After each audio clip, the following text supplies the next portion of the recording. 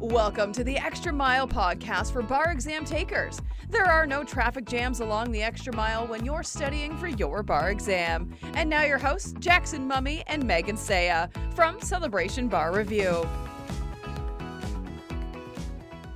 Well, hey everybody, welcome. We are glad to have you with us back after a week off, and big painting project going on last week, flooring project going on now. I have no idea what you're going to see going on behind me during the webinar. Could be anything.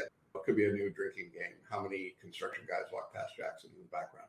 Anyway, glad to be with you. Glad to have all of you here. As always, Megan will be joining me in just a few minutes. We have a fair number of questions since we were away for a week, and we want to update you on what's been going on around the bar exam world. Obviously, as we're getting closer to the end of April, we're still awaiting some results in a couple of big states. Megan and I will talk about that.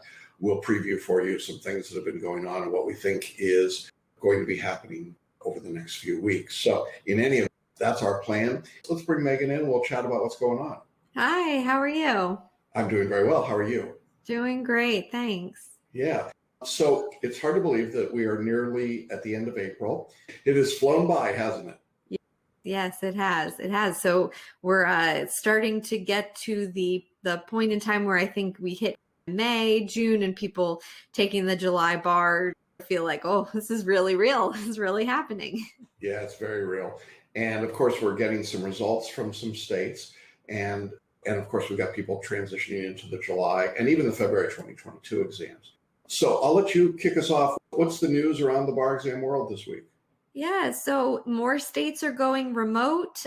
This last couple of weeks since we had our last webinar, we've got Arizona, Michigan, and Maine all announced a remote exam for the next bar. It's crazy to think that this is still in flux, but it is. So definitely, we say it every week. We'll keep saying it every week. Make sure that you're getting the emails from your jurisdiction because you need to know things like if they decide to go online, because man, there's still movement. Every few days, it seems like another state hops on the online bandwagon. So, but to be clear, Texas is still in person, right? Yeah, as of today, Texas is still in person. Yeah. That is correct. Yeah. Okay, so that's all interesting stuff. More states drifting into the online world. And it's interesting because there may be less pandemic pressure to do it and more just we've done it online and it worked and it's more convenient and people seem to like it better. So an interesting change in our focus. A year ago, it was like, well, we had to go online to keep people safe. Now I'm not hearing the safety factor quite so much. I'm hearing some other things. We'll see. I think the decision-making process is different from state to state. Definitely. Yeah. Some of these smaller states, definitely a different calculation than the large ones. So yeah, we'll see what happens with Texas. I'm pretty curious. I'm still not convinced that it's actually going to happen in person in Texas, but it may.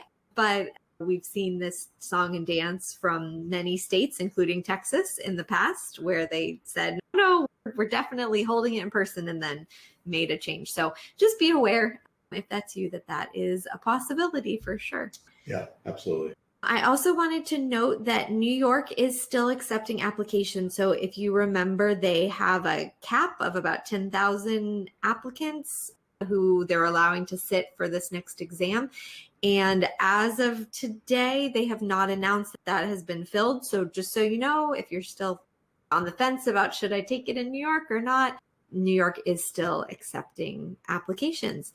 And Jackson, I know you we didn't do the webinar last week, but you did release a podcast, correct, where you talked about the New York and the Texas results and the statistics that came out of that.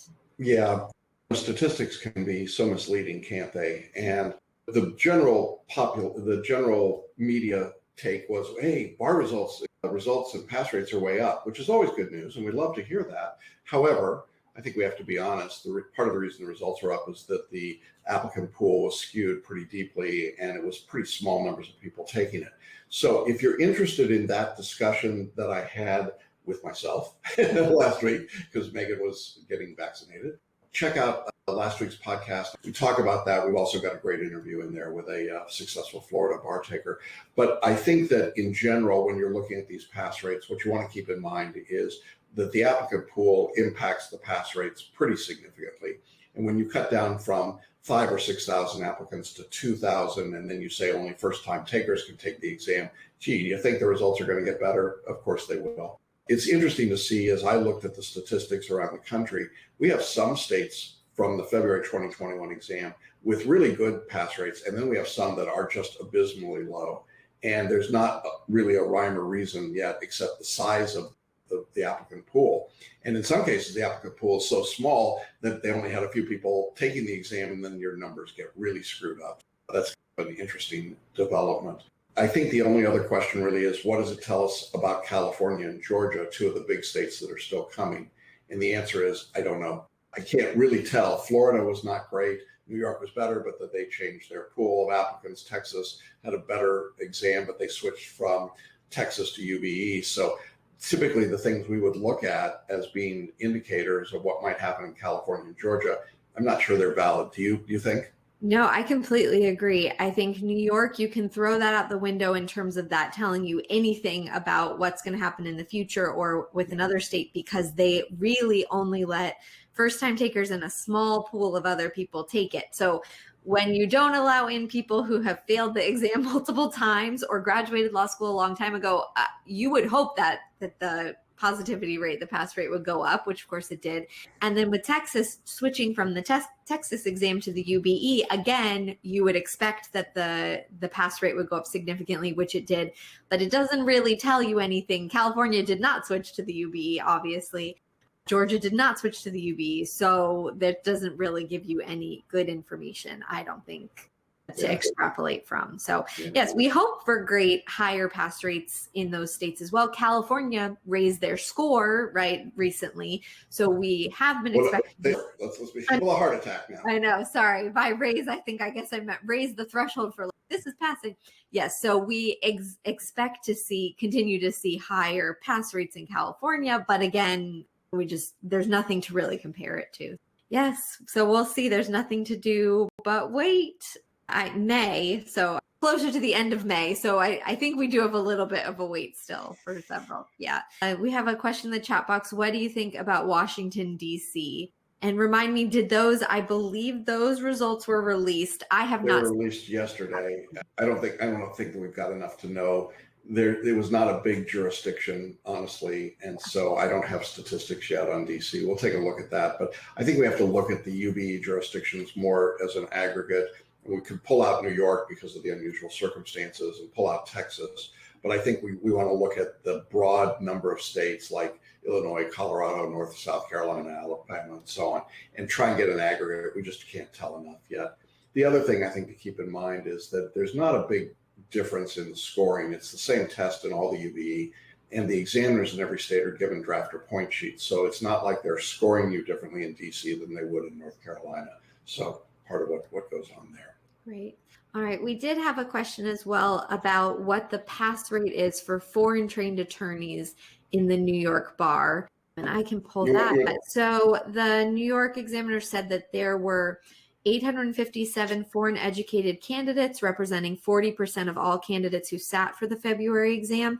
And the pass rate for foreign educated candidates was 43%, which was up from 31% last year. Again, note that they significantly curtailed who was eligible to sit for the exam. Hence, so great news that the pass rate got up so much higher than the abysmal 31%, but it was very much a cherry picking the applicant. Yeah, you had to have an LLM from an ABA accredited US law school and be in your first time taking it.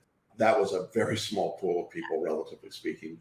I'm sure we're going to see a huge number of foreign trained attorneys taking the New York exam in July, and I would expect the number will come back down into the 30 percentile range. Yep. All right. In the chat box, do you have any recommendations of what state to sit?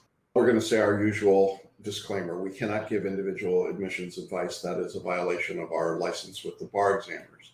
We can say in broad general terms, don't sit in California or Florida or Georgia. They're not good states to sit in. We prepare for them because they're so tough and we have great expertise there. But if you can sit in the UBE, go to the UBE. And then I think within the UBE, my decision-making tree would be, do I want to be in person or online? Because there are both options depending on different states. And then I think asking yourself what jurisdiction might make sense for you. Not that you would practice law in that jurisdiction, but maybe you've got family there or some connection. And how big do you want to be? You could take the UBE in New York, which is going to be massive, 10,000 people, or you could take it in New Mexico, which is probably going to be pretty small, or any number of states. So some people like bigger jurisdictions, some like smaller. We generally like the DC bar for the UBE. It's a good set of bar examiners to work with. We like the bar exam in New Mexico. We like all of the bar examiners. In case they're listening, we love you all. But really, there's not that big a difference. So I think it's personal preference. Would you add anything to that? Yeah, no, Ingrid said New Jersey or Pennsylvania, which sort of seems to me like a... Pennsylvania is not a UBE state. Oh, that's right. Yeah. So not Pennsylvania, unless you're practicing in Pennsylvania, but that's a whole other state. No. Yeah. And here's the thing about the UBE that people really don't get. So Ingrid wants to be in New Jersey. Okay, good.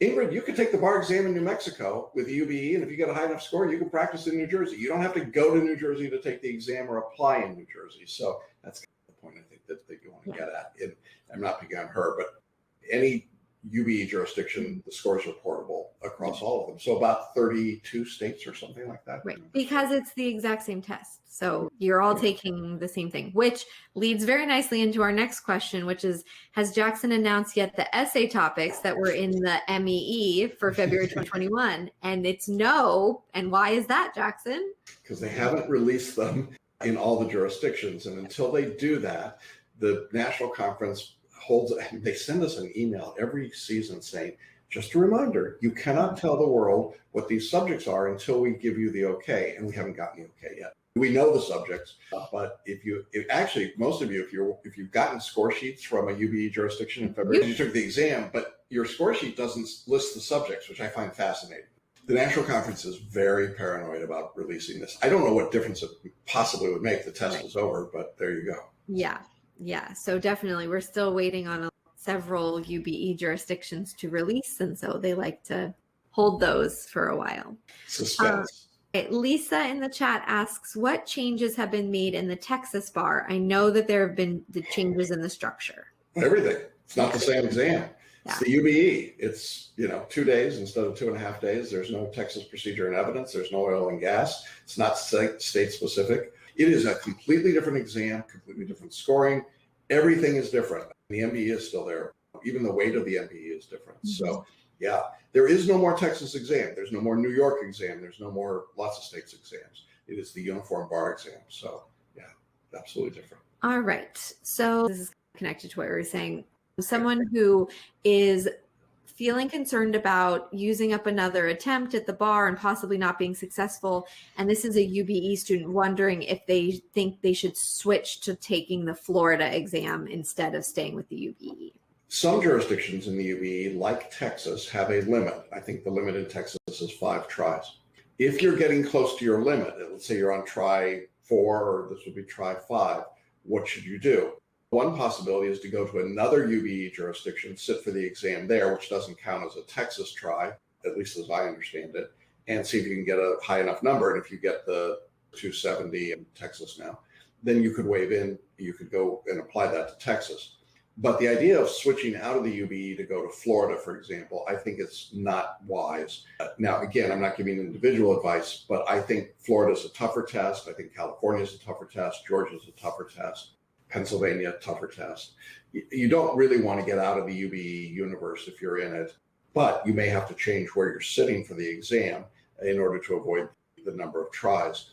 Sometimes just changing the environment can make a difference. We've had students that have switched from one UBE jurisdiction to another, and somehow that makes a difference for them. But typically where we see the greatest success is somebody coming from Florida or California or Georgia or some non-UBE jurisdiction into the UBE, and then they hit this number and then their score just goes crazy. And I think I want to use this moment to plug an interview if I can, Megan. You and I worked with a student named Delisa, and Delisa started in North Carolina in 2003. not with us, but she took the exam intermittently over an 18-year period. And then North Carolina switched to the UBE. She came to us prepared, and she got an unbelievable score, an extraordinary score. She not only passed North Carolina, but she got a big enough score she can go anywhere she wants. I did an interview on YouTube with Delisa last week, and I honestly believe it's maybe the best interview I've been part of, not because of me, but because of her. I strongly encourage all of you to watch it. It's 25 minutes. It will be 25 minutes you will never forget. It is incredibly powerful. I will tell you to bring some Kleenex. But Delisa's story is remarkable, and I think it shows you what is possible. And if you're someone that just got results and they aren't what you had hoped for, then you can absolutely take great comfort and encouragement from this. And if you've not yet taken the exam, I think you'll be encouraged, but I think everybody would get something out of it. And what she has to say about how she studied and what she did is just, it's mind-blowing, isn't it?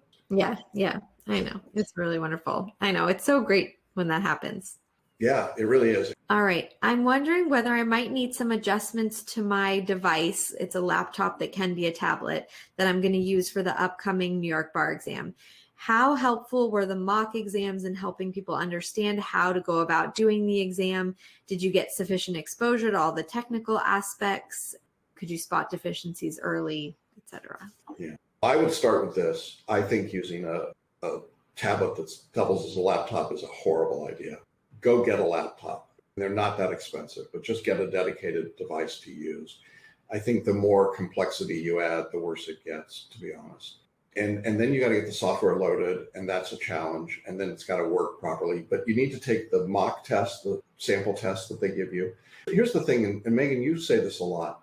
Follow the directions. Go to the examiner's website, read the directions, and do what they tell you to do. I cannot believe how many students invest all of this time and energy and money and then blissfully ignore the instructions from the examiners and Examplify and ExamSoft and then wonder why nothing works.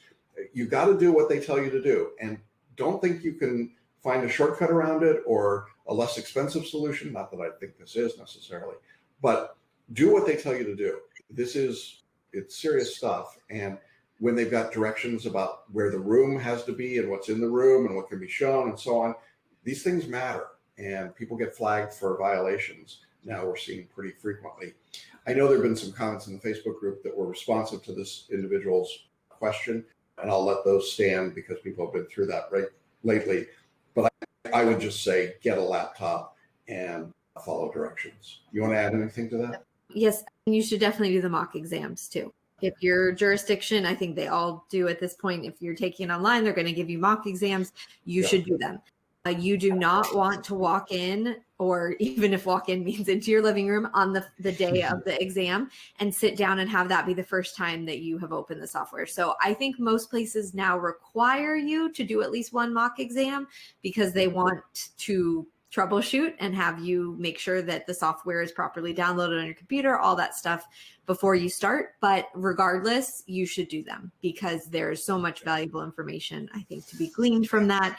There's no reason you wouldn't get in a car like for the very first time on the day of your driver's test. So same thing, please don't pull up the ExamSoft software for the very first time on the day of the bar exam. Yeah, you should be looking at that stuff now. I know for some of you, it feels like the bar exam is like right now. It's not. But for some of you, you're like, well, it's a long way away. It's not. It's about 90 some days. And this is the time to be looking at that stuff. And for God's sake, read your emails from the bar examiners. Do that. Check your spam folders, your promotions tabs, and make sure you're reading everything from them. People get distracted. They don't pay attention. And then they just make grievous errors that cause them incredible difficulty on the exam. Being a lawyer is being detail-oriented, and the examiners really don't cut you any slack for that. Yeah. All right, great. So now we've got several MBE type questions. Now, I do want to talk about one thing we added that I'm pretty excited about. We put a new group of questions, not new questions, but we took 100 questions from every subject and then some extras for Civ Pro, actually. And we put them in an 800 question database and put it online as a randomized set of questions. Now, if we were really cagey, Megan, what we should have said is that there's an algorithm to it, but there isn't. Anyway, there's 800 questions, and I would encourage you, particularly if you're retaking the exam, do a set of those questions every day or two just to give you like 10 questions, 15 questions at a time that are randomized through the subjects and the material. That's very different than our normal structure of through the questions. Yeah. Okay, so next we got a handful of questions this week about MBE percentages and stress levels. So let me just quickly summarize. We've got several that are talking about, is this percentage of questions in this specific subject good enough to pass? Should I keep going if I scored too low on a specific MBE subject? Should I go back and re-listen to the lectures? Someone else saying, I'm having a lot of anxiety that like I should be doing better on my subject-specific MBE questions. Yeah, I know you've got some thoughts about this too, but I would say, first of all, it is way too early to be stressing about that. The multiple choice questions are not there to be predictive at this point. We do have some predictive tests that you'll take later in the course, but that's not where we are, and 95% of you are not in that spot right now. The purpose of these questions is to help you with the learning. It's part of the step or spaced repetition. And so you should be using them to develop your mind maps or to take your notes or to really develop a deeper understanding of the subject. And this is the honest truth. I don't care what percentage of questions you get right at this point. Really, I don't care. You tell me 60%, yay. You tell me 20%, okay. I have exactly the same reaction to both because it doesn't matter. I have never found a correlation in 30 plus years between performance at this stage and performance on the bar exam. And I really mean that. When these multi-state questions were first developed at Harvard in SMH, which is the oldest bar review in America, which was our predecessor, we never saw a correlation between performance in the early stages and performance ultimately. It just isn't there. That's why I tease about the algorithm. It's all just made up stuff. And so don't stress about how many questions you're getting right. Now, I know some people talk about the fact that I mentioned in the introductory lectures a target goal that I'd like, but that target goal is more for the mixed question practice later in the exam and not for what you're doing in these 25 or 30 questions per subject. It's not enough questions to really give you a good percentage anyway, but it's really not for that purpose. Do you want to add anything to that? Yeah, I think the first thing is every question that we got about this was a subject specific section. So they were doing like crim law, for instance, and the bar is not tested that way. So those questions are given to help you learn crim law, not to help if you're going to pass. The MBE does not say, here are the crim law questions, answer all the crim law questions, Yeah. right? Yes, we know that when they calculate it out, they'll break it down and they'll say, this is the percentage of crim law questions you got right, but you're not going to ever see that as you're taking it. So you're not going to know it's a crim law question first. You're certainly not going to have 25 crim questions in a row. So it's useless because it's like, oh, okay, great. Well, sure. If crim law, if you do 100 crim law questions, but you're not going to get 100 crim law questions on the MBE. That's not going to happen. So I just think it's like, there's a bit of a disconnect in just understanding what is the actual test like. And so this couldn't possibly be predictive because it's nothing like the test. So this is, you are so far out from the test at this point. This is the learning that subject. So it's getting used to how to do the MBE question, certainly. But honestly, what I'm more concerned about for you is, are you reading the answer explanations or listening to the lecture about it? Are you mind mapping what you learned? And are you going over it and making sure that it makes sense? So if there's anything that you're like, don't know, that concept of law is just right over my head, then you go back and you figure it out until you're like, okay, I think I have a better understanding of it now. That's the purpose of these.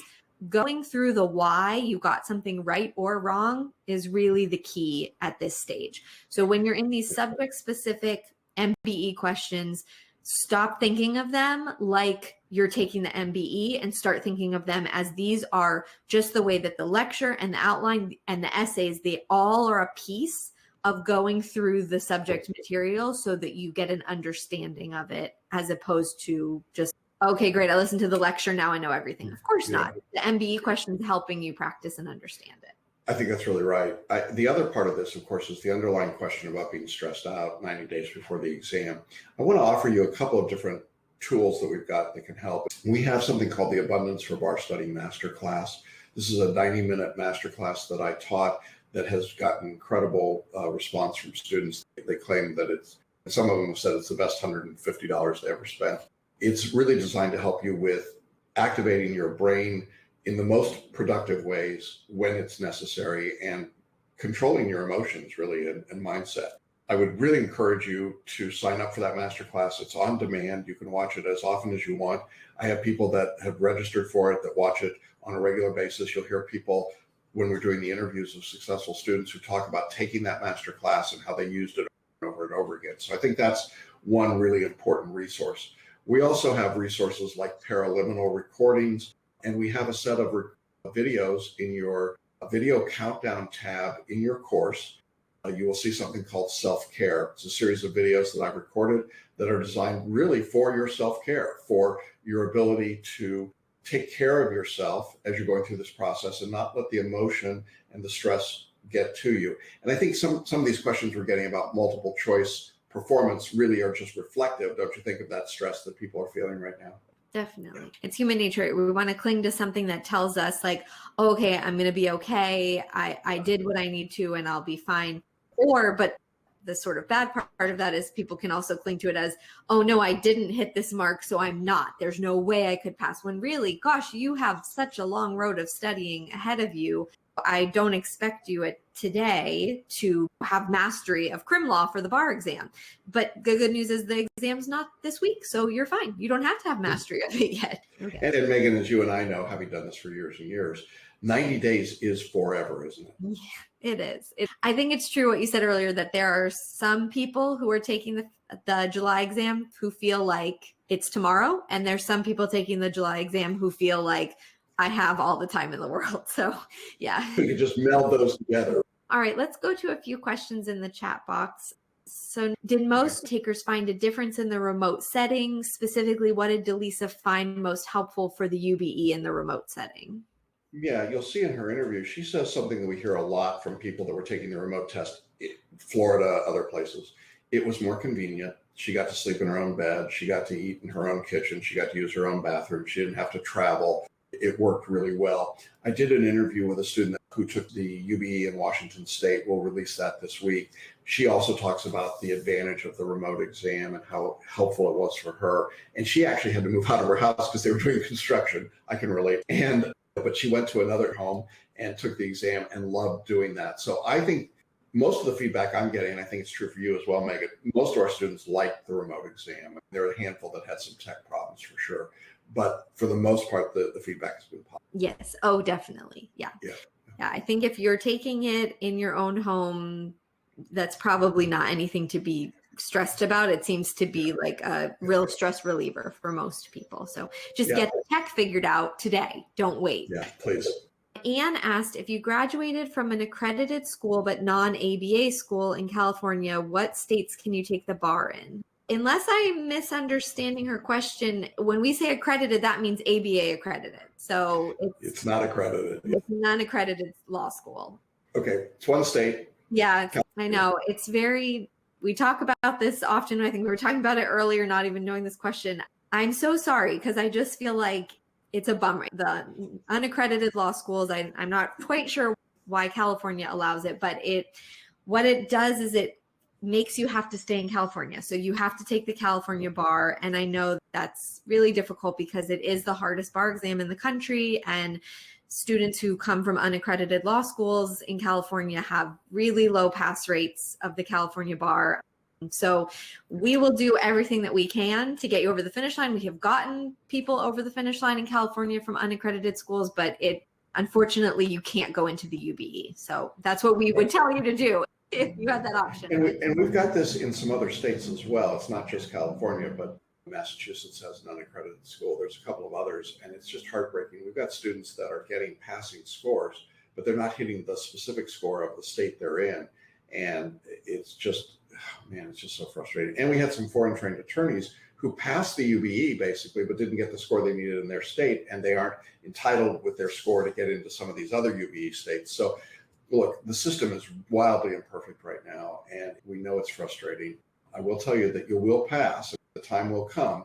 That's very little consolation in that exact moment when you're looking at your score and you know that if you were able to apply it to another state, it would have been good enough. And in California, where it's now 278 in effect, which is still a pretty outrageous score, But you hit that number and you think, wow, I could be licensed in 32 states if I wasn't in California. So. Yeah, I know. All right. That's all that we have for today. We got anything else to cover? I think that's it. I just keep going. Like, people who feel like the exam is tomorrow, take some deep breaths, abundance for the bar exam, get a good mindset. People who feel like the bar exam is ages away, just a little pep in your step. Okay. Like, just don't freak out. No stress. We don't want to push you into the stress, but definitely keep moving, keep pushing yourself to write those essays. Don't put off writing the essays. Okay. No matter what, whether you're talking to Jackson or me, you need to be actually writing, typing up these essays. So yeah, keep the pedal down. But I don't know. I feel like people on the whole are like a calmer bar season than last year. Okay. All right. Well, we'll be back again. Thank you for being with us, Megan. We'll look forward to seeing all of you and reading your questions and working through it. Have a good study week. Stay healthy, everybody. We'll see you again next week. Bye-bye. Bye. Thanks for listening and watching the Extra Mile podcast for bar exam takers at celebrationbarreview.com.